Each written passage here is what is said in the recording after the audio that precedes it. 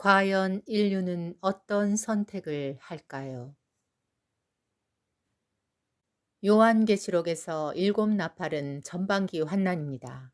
일곱 대접은 후반기 환난이고 각각 3년 6개월입니다. 전반기에도 재앙의 강도는 숨막히도록 쇄도하는 것을 볼 수 있습니다.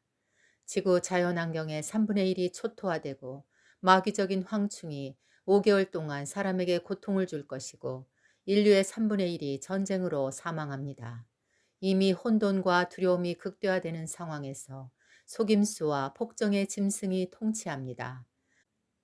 후반기에는 더 큰 재앙이 올 것이지만 가장 큰 차이는 신앙에 대한 시험이 최대치가 되는 것에 있습니다.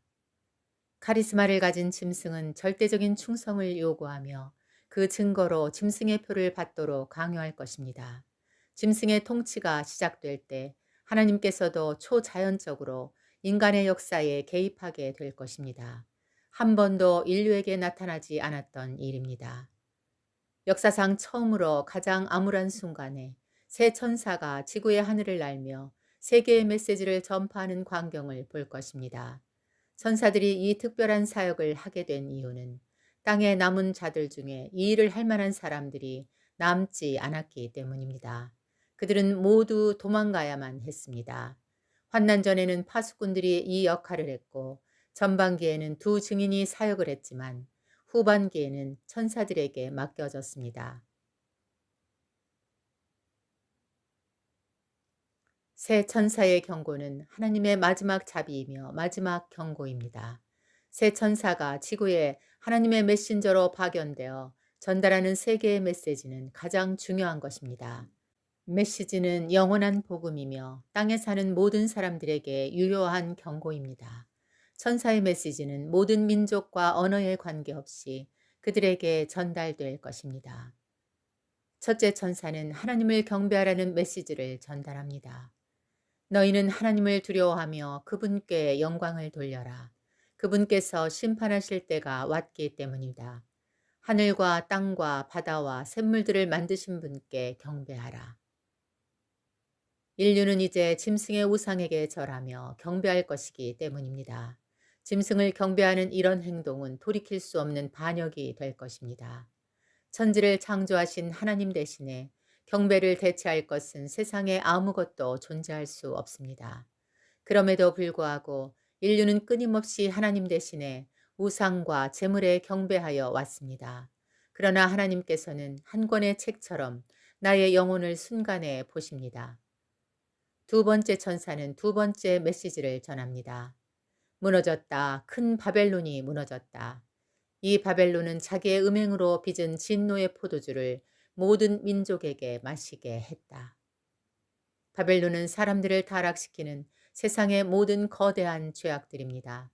사치와 돈과 상품들과 우상들과 각종 쾌락들입니다.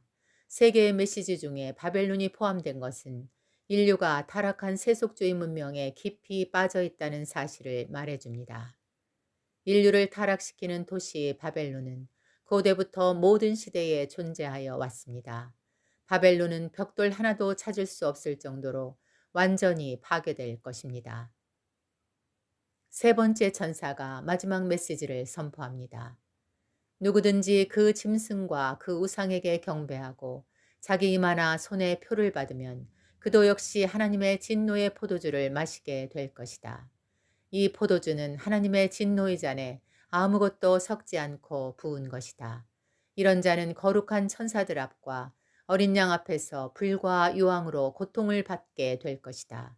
그들에게 고통을 주는 그 연기는 영원히 올라올 것이다. 그리고 그 짐승과 그 우상에게 경배하는 사람들과 그 짐승의 이름을 뜻하는 표를 받은 사람은 낮에도 밤에도 쉼을 얻지 못할 것이다. 세 번째 메시지는 첫째와 두 번째 메시지에 비해 두세 배 더 긴 구절을 포함하고 있습니다. 세 번째 메시지가 가장 중요하다는 사실을 암시하고 있으며 마지막 경고입니다. 하나님의 진노가 이들에게 집중될 것입니다. 짐승의 우상에게 경배하는 일과 짐승의 표를 자신의 몸에 심는 일은 자신이 자발적으로 받을 것입니다. 어느 누구도 무의식적이나 우연히 받지 않을 것입니다. 짐승의 표를 받는 일이 정상적이고 받지 않는 행위는 비정상적이 될 것입니다. 10명 중에 9명이 표를 받는다 하더라도 다수를 따라가면 그것으로 끝입니다. 짐승의 우상에게 경배하고 표를 받은 행위는 돌이킬 수 없으며 회개할 수 없습니다. 하나님의 마지막 간청을 거절하고 표를 받은 것은 영원한 저주의 결과를 초래합니다. 짐승에게 충성하는 이 행위는 하나님과 영원히 단절될 것입니다.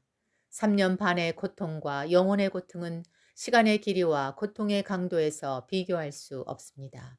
매매를 할 수 없다면 차라리 굶어 죽은 것이 복된 사람이 될 것입니다.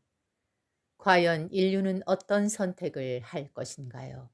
당장 눈앞에 있는 음식과 안락함을 선택할까요? 잠시의 고통을 견디고 영원한 기쁨을 누리게 될까요?